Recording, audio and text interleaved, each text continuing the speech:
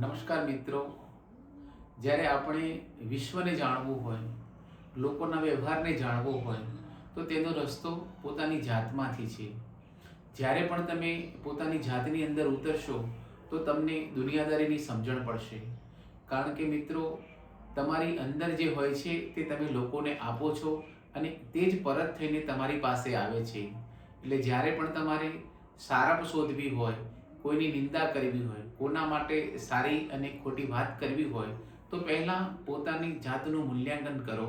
તો તમને સમજણ પડશે કે મને જે વિચાર આવે છે, હું જે વિચારું છું, જે હું કરું છું, તે લોકો કરવાના છે અને તમારા કરેલા વર્તનનું જ તમારી સામે પુનરાવર્તન થઈને આવતું હોય છે.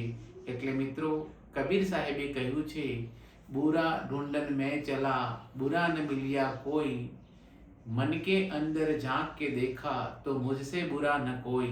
એટલે મિત્રો, તમારી અંદર જો સારપ પડી હશે તો તમને સારપ જ મળશે, અને જો તમારી અંદર જો દુર્ગંધ હશે તો તમને ચારે બાજુ દુર્ગંધ જ નજર આવશે.